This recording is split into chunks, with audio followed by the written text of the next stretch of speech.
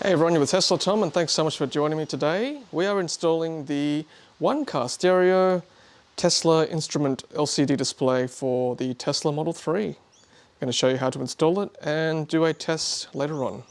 Let's get into it. Okay, so let's have a look at the box to start with. And it says here, features, operating system is Linux, display size 9-inch, resolution 1920x720, language English and Chinese, touchscreen, capacitive multi-touch, voice control, supports Siri, control mode, steering wheel button, touchscreen, and smartphone control using CarPlay wireless and Android Auto wired. Made in China. And on the other side, it says gauge, display information, driving information, lights, gear, speed, battery status, safety information, seatbelt warning, speed limit warning, low, and more, other information, current time, etc. Okay, so we're going to unbox the one-car stereo instrument display, and Casey's here to help us. Let's just start this open. Yep. Yep, thank you. Put that aside. Alright, so let's see what's inside. What's inside? Ah, it's got the prying tools already. Oh, good. Right. Okay. Got a bracket. Yep. Got the cables. Let's put this here. See? Got the prying tool. Prying tool. Yep, excellent. We've got some packing foam. Foam. The unit. Let's see what's in the actual unit. Yep. To tell us what the quality's like, Casey. Happy with it? Looking very nice, actually. Yeah. Good construction. Good. Yep. Tolerances are good. Yep. Excellent. Very nice, actually. That screen's good. Looks promising. Good. Okay, so that's what's included in the box. Cables there, pry tool, bracket, the actual screen itself, and I agree with Casey. It's very solid construction. And yeah, looking forward to installing this for you guys, and of course giving it a road test. Okay, so we're in Casey's Tesla Model 3 today, and the first step is to remove the wood dash. Yep, so the side panel comes off. Excellent. Same thing with the passenger side. Yep, excellent. Okay, let's lift up the whole dash. Let's out the clips. Yep, perfect. So that clicking noise means you're doing the right thing. The whole section should just come off like that, as Casey has done. Well done, Casey. Great work. All right. Okay, so we've got the dash on a table outside the car, and the instructions say to count from hole number 36 to 39, starting from this hole here. So let's do that, Casey. 1, 2, 3, 14, 21, 32, 33, 34, 35, 36. Okay. Okay, middle. Okay, so 36 is that one. And 37, 38, 39. 9. So that hole there. Okay. You got a pen? 36, 39. That's 39. Okay, 76 is right. So what we've done is we've just used a pencil to mark hole number 36 and hole number 39, and that's where we're going to feed the wires from the display through those holes. Okay, so one way to check whether those holes are exactly where you want them is to put the dash back on the car lightly with the tape there. And what Casey's going to do is just put the screen and just imagine where those wires are going to feed through those holes. And then he's going to tell me whether he's happy with that position. So line it where you like it. Yep. And I think it's pretty spot on in the middle. And this is good, right? Because if you don't like it, you can move one hole or to the left or one hole to the right. Okay, so Casey's got the red wire through, and he's going to feed the blue wire through now. Maybe a push. Yep, a little bit of force, not too much. Yeah. And just feed that through the hole. It's not as gentle as you think it is, but you just need to push it in. That's it. And out the other side. Feed it. There we go. Out. Good. Okay, so Casey's fed the wires through the holes, and now he's got to engage the screen into the dash, and that requires just a little bit of gentle force so that the plastic gets engaged in the holes. There we go. That is actually pretty flush, isn't it? Yep. Yeah, cool. It's really good. Yeah, it sits really nicely. And then he'll flip it over, and this is where this cloth comes in handy, and that way you can rest the screen on that without damaging it. And then at this point, he feeds the wires through that plate. So you see how he's got the wires in the two big middle holes there? Yep. And then what he'll do is he'll screw in the plate into the screen, literally into the screen. Yeah. Thank you. So the last one, and then there's the... Nice work. Perfect. So we're doing... Okay, so Casey's screwed in the plate to the underside of the dash, and he's got it on, counting from left to right. This will be the passenger side, this will be the driver side, and the right-hand drive Model 3. So we've got hole number 1 there, and then hole number 4, which is next to the big hole where the wire is, and then hole number 5, 6, 7, again next to this big hole, and hole number 8, 9, 10, and hole number 12.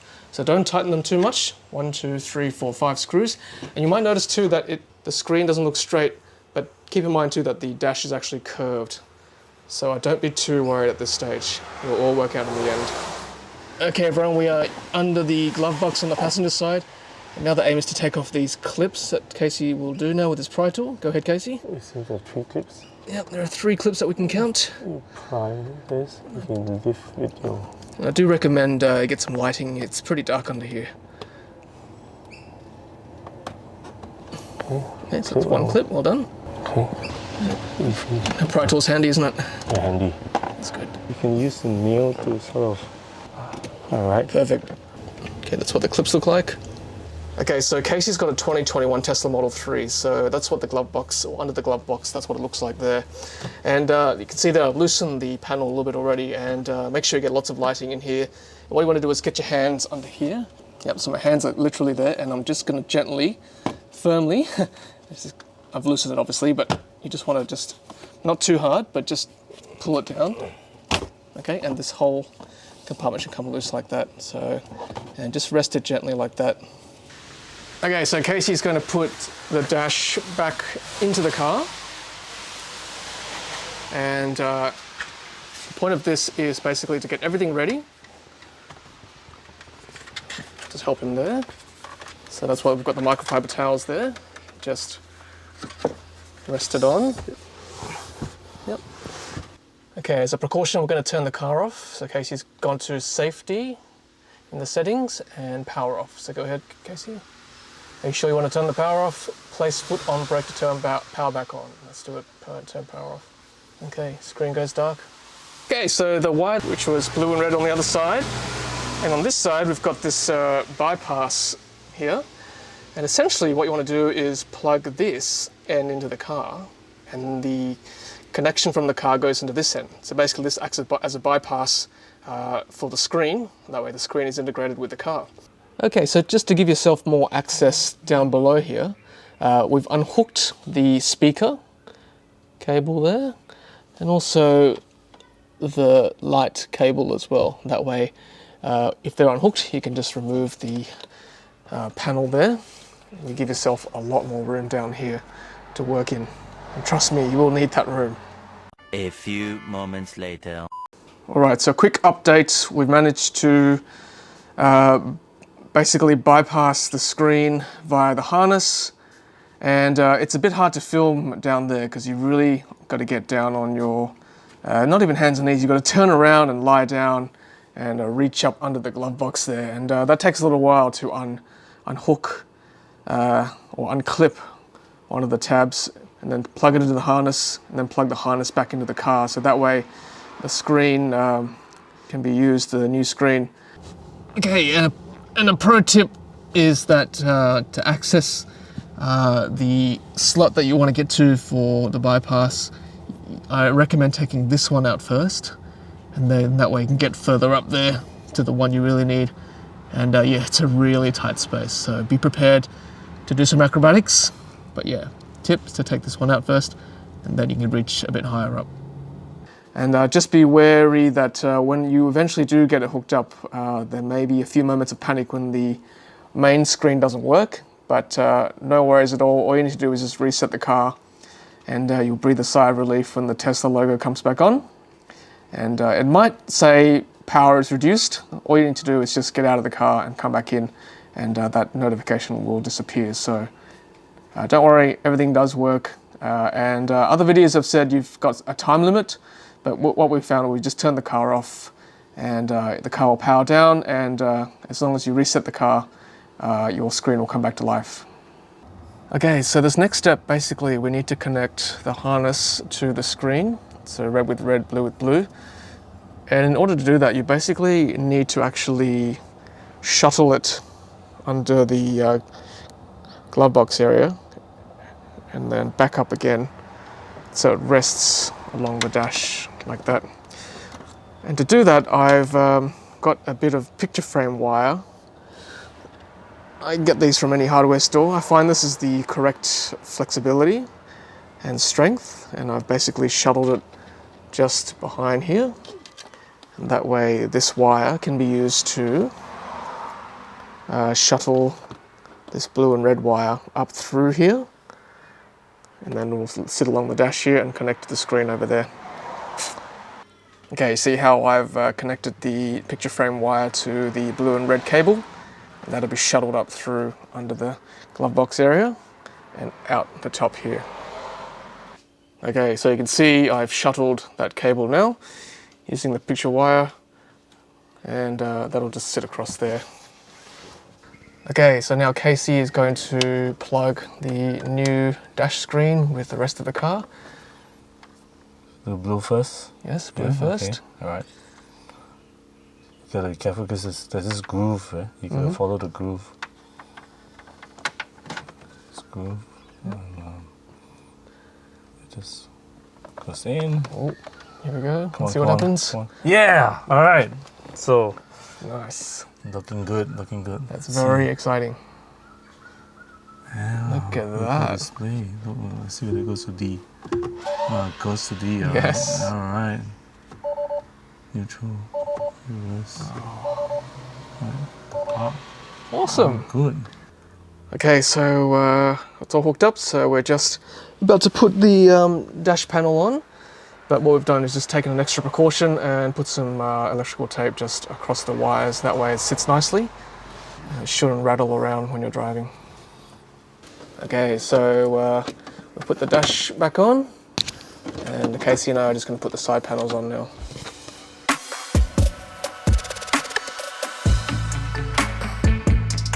Okay, so here we are back in Casey's car, and he's had the unit now for 2 weeks. And how are you finding it, Casey? Oh, it's quite good. It's quite good. So this is the main menu, right? Yep.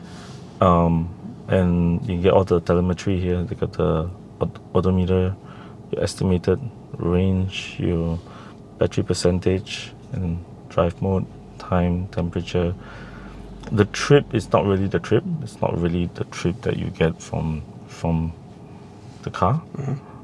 It feels like every time I reset, and I travel, it records that, and then when I get out of the car and come back in, it resets. So it's its own thing.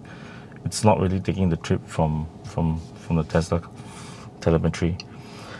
So over here, you have 3 menus. The first one is for this dial, and the second one is for the navigation. And there's a process to pair your phone, whether it's Android Auto or CarPlay, up in the menu. And I have an Android Auto, and it comes to Waze because I've got Waze set as my default application when I get into the car. And then here is where the settings are.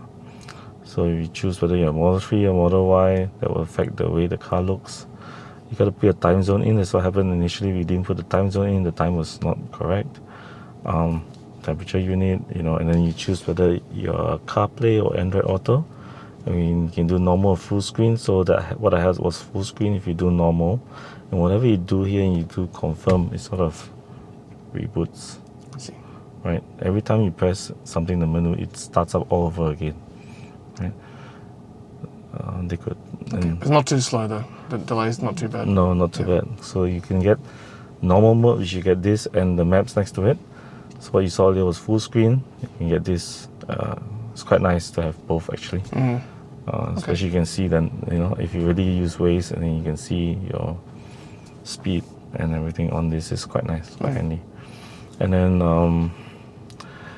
what else? Steering wheel control. This is important, right? Because when you switch it on, what it allows you to do is do this.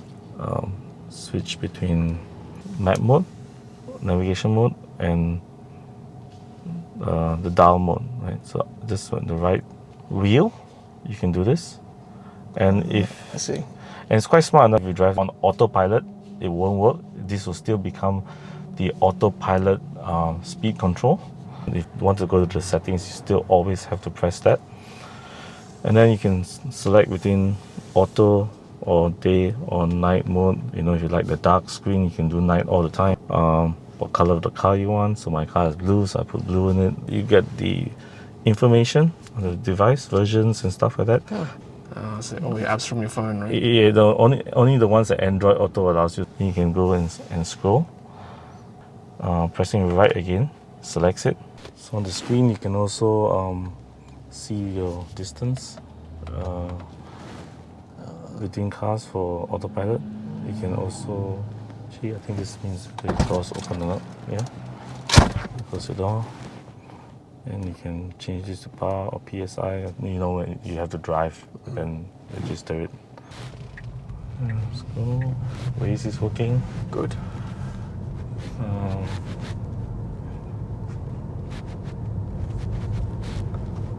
It's working. Then I can switch to the main screen. You can see the speedometer. You can see your regenerative braking as well. Nice.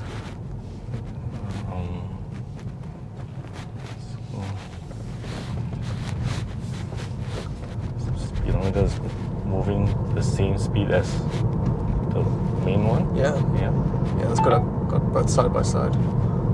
Yeah. So your signals are working. Good. Signals are working. Yeah.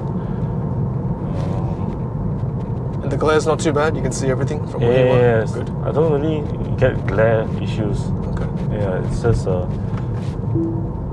when you're autopilot, there's nothing here telling you that you're autopilot. That's the only thing. Okay, so you can still rely on the main screen. Yeah, you set a minute. It's just the speed limit that's there and the speed that you're on. It doesn't do. That'll be nice if they had it. They have the autopilot indicator in here. Yeah. Yeah. But other than that, it's very handy. You can switch between modes. Yep. Yeah. Good. Improve your driving experience. Yeah. Because I like to know about accidents and That's Waze, isn't it? Yeah. So it tells me all that stuff. You can do your Waze thing. You can do your, this touch screen, so it's easy. Yeah. And you're not holding a phone. Yes, that's true. Phone. Yes. So yeah. Very good. All right, everyone, that is the one-car stereo display for the Tesla Model 3 that sits behind your steering wheel. Casey's happy with it, and I think you will be as well if you decide to install it for your Tesla Model 3 or Model Y. And many thanks to Casey for allowing us to install it in your car. Thanks, Casey. Yeah, welcome. It was fun. Thanks, everyone. Thanks for watching, and until the next video, happy charging.